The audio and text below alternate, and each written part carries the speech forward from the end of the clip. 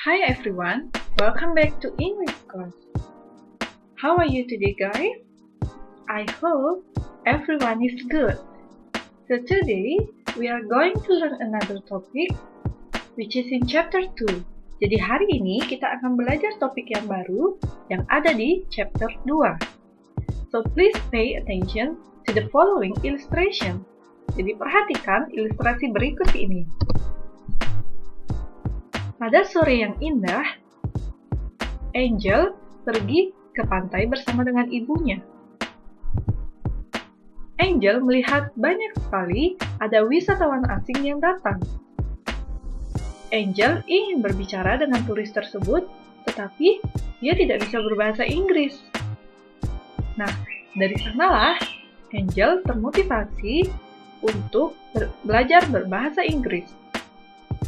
Lalu dia bertanya kepada ibunya, "Ibu, bagaimana kita mengatakan matahari terbenam di sebelah barat dalam bahasa Inggris?" Dan ibunya pun menjawab, "The sun sets in the west." Nah, can you guess what kind of sentence is it? Jadi bisakah kalian menebak jenis kalimat apakah ini?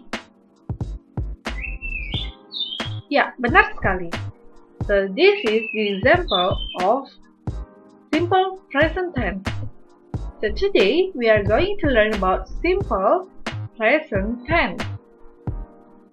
So please take a note. Jadi silahkan dicatat because it is really important for your daily life. Karena ini sangat berguna untuk kehidupan kalian sehari-hari. So without further ado, let's get started. So what is simple present tense? Jadi apa itu simple present tense? The simple present tense is used to show general truth or fact. Jadi simple present tense digunakan untuk menunjukkan sesuatu yang berisi kebenaran umum atau fakta. Contohnya seperti tadi, the sun sets in the west. Matahari terbenam di sebelah barat.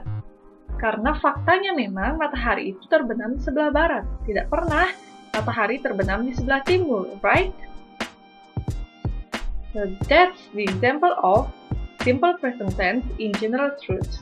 Next, simple present tense is used to state habitual action. Jadi simple present tense digunakan untuk menyatakan kebiasaan yang dilakukan sehari-hari. Have you ever heard about daily routines? Pernahkah kalian mendengar tentang daily routines? Atau kebiasaan yang dilakukan sehari-hari? Dari bangun tidur sampai dengan tidur lagi. Nah, itu merupakan pola kalimat simple present tense. So here it is, the example of simple present tense used in general truth.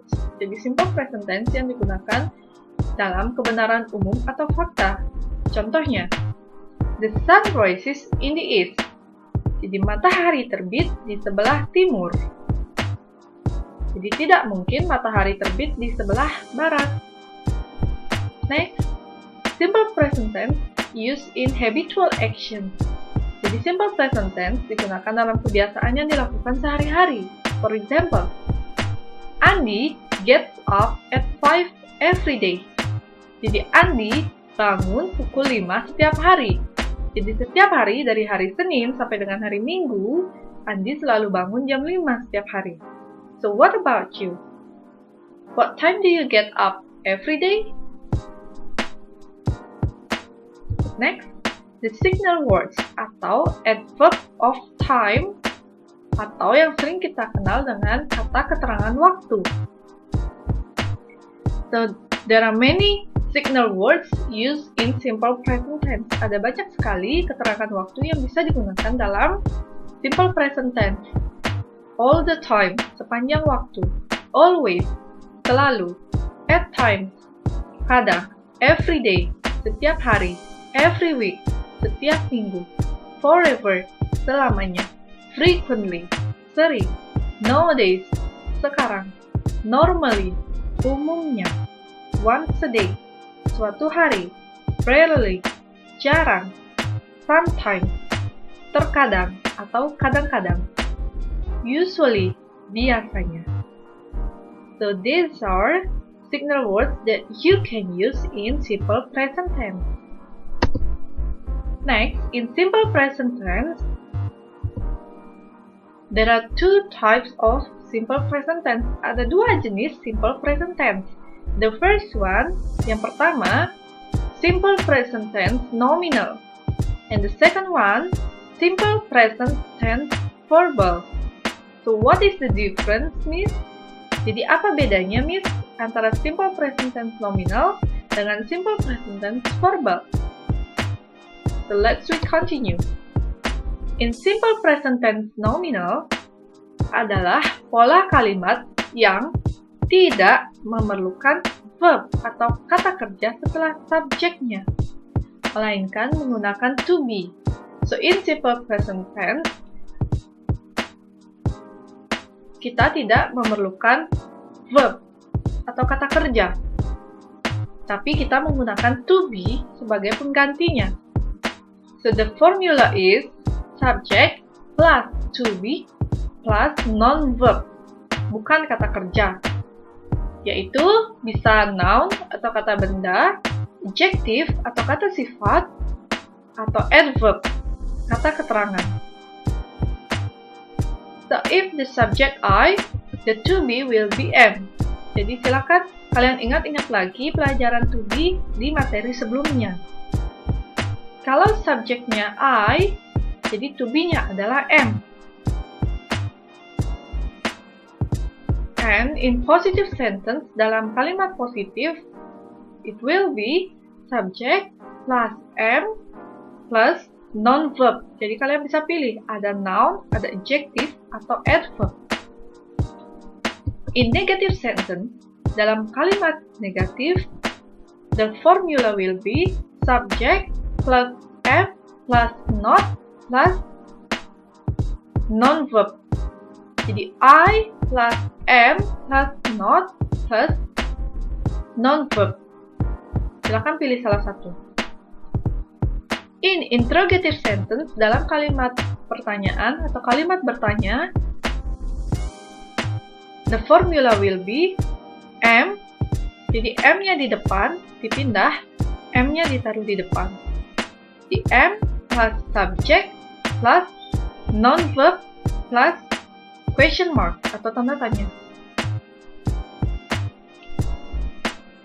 Next, the subject she, he, it. Bagaimana jika subjeknya she, he, it? The to be is, is. To be-nya adalah is jika subjeknya she, he, it. In positive sentence, it will be she, he, it plus is plus noun or adjective or adverb. Jadi silakan pilih salah satu. Jadi subject she is plus non-verb. He is plus non-verb. It is plus non-verb. In negative sentence, subject plus is plus not plus non-verb. In interrogative sentence, jadi to be-nya di depan, is plus subject plus non-verb. Next, what about if the subject you, they, we? Bagaimana jika subjeknya adalah you, they, dan we? The to be is are. Jadi to be-nya adalah are. In positive sentence, subject plus are plus non-verb. In negative sentence, subject plus are plus not plus non-verb. In interrogative sentence, to be-nya di depan, jadi are plus subject plus non-verb. Next, I will give you the example of simple present tense nominal in positive sentence. I am a teacher. Jadi I adalah subjeknya, am adalah to be-nya. So I am a teacher. She is at market. She adalah subjeknya, is adalah to be-nya. At market is adverb atau kata keterangan. Next, they are at home. Jadi subjeknya they, maka to be-nya adalah are. Okay. Next, the example of simple present tense nominal in negative sentence.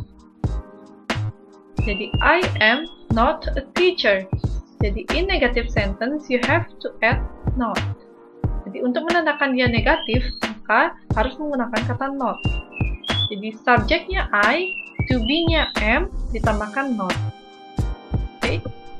She is not at market. Jadi, subjeknya she, dengan to be is, ditambahkan not. They are not at home. Jadi, subjeknya they, to be-nya are, ditambahkan dengan not. Okay. Next, the examples of simple present tense nominal in interrogative sentence dalam kalimat interrogatif atau kalimat bertanya. Are you a teacher? Jadi, jika kalimat bertanya, maka to be-nya di depan. Jadi, are, ditambahkan subjek you. Next, is she at market? Di to be-nya is, ditambahkan subjek she. Next, are they at home? Jadi to be-nya are, di depan, ditambahkan subjeknya they. Okay. Next, let's jump to the exercise. Jadi kita akan ada latihan soal. Number 1. Citra is or am or are a student. Jadi the best to be for number 1 is, yeah, that's right. So the best to be is. Jadi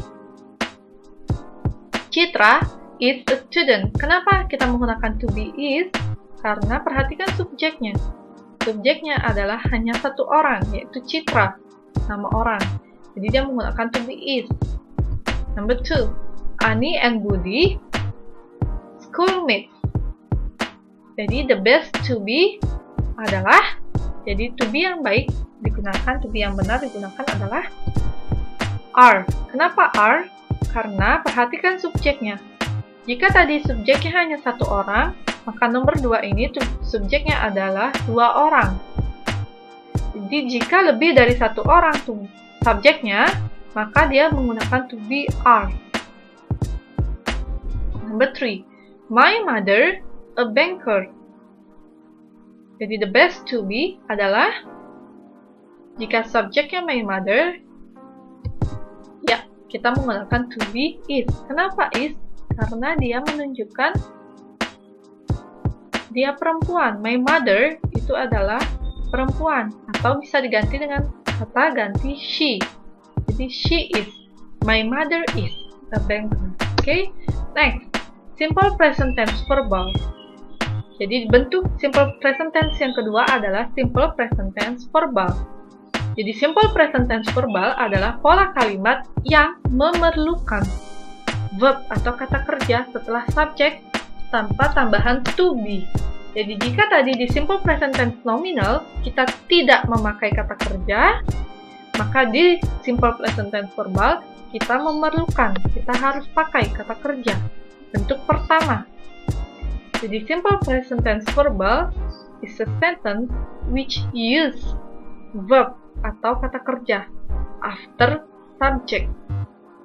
Jadi pola kalimatnya adalah subject plus verb 1 atau kata kerja bentuk pertama plus object. If the subject she, he, it, jika subjeknya adalah she atau he atau it, maka pola kalimatnya menjadi in positive sentence dalam kalimat positif. Subject plus verb 1 ditambahkan s atau is di belakangnya, ditambahkan object.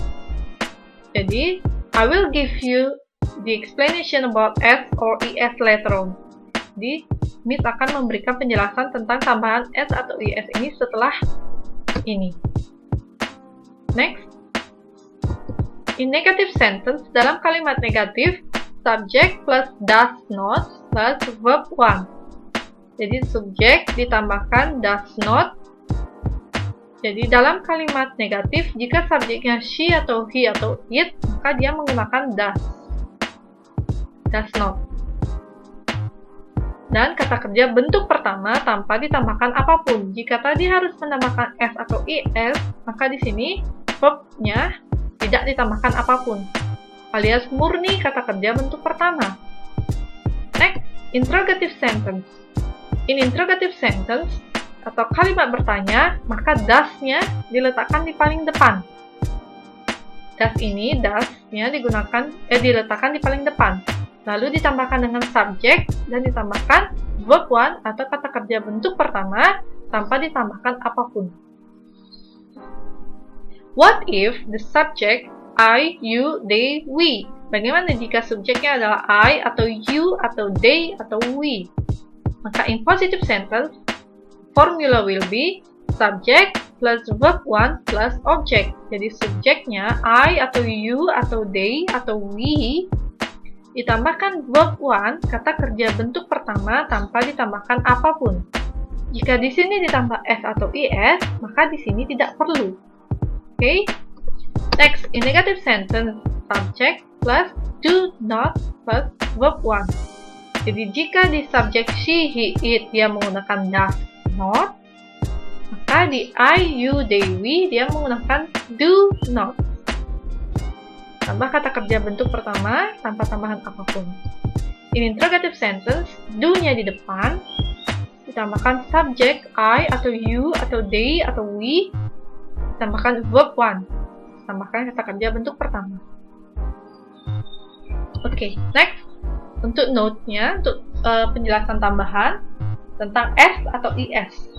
Untuk kata kerja pada subject she atau he atau it, jika if the verb ends with o, ch, sh, double s, x, z, and should be added by es. Jika kata kerjanya berakhiran huruf o, huruf ch, huruf sh, huruf ss, huruf x atau z, maka di akhirnya harus ditambahkan es. Selain itu, hanya tambahan s saja. Selain kata kerja yang berakhiran ini, maka s saja tambahannya. Jika berakhiran ini, maka tambahkan es.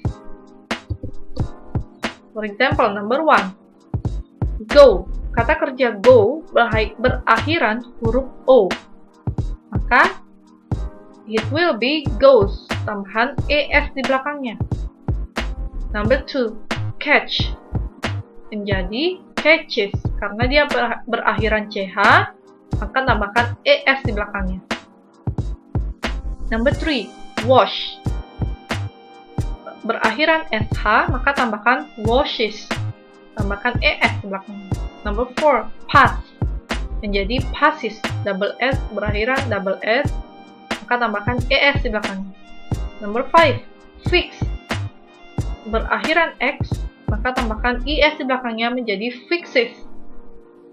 Number 6, buzz. Menjadi, karena berakhiran z belakangnya, tambahkan es di belakangnya, menjadi buzzes. Next, I will give you example of simple present tense verbal in positive sentence.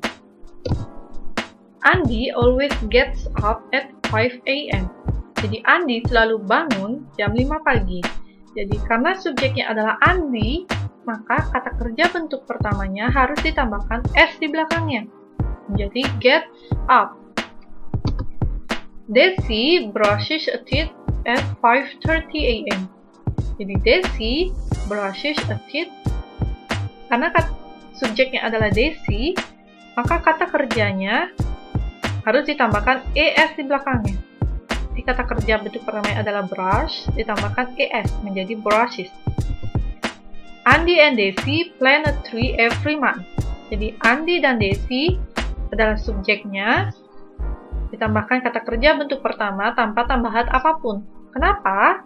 Karena subjeknya adalah Andy dan Desi, lebih dari satu orang. Oke? Next, simple present tense verbal in negative sentence dalam kalimat negatif. Andy does not always get up at 5 a.m. Jadi Andy, subjeknya Andy, ditambahkan does not untuk menyatakan dia negatif. Ditambahkan kata kerja bentuk pertama tanpa tambahan apapun. Jadi murni kata kerja bentuk pertama.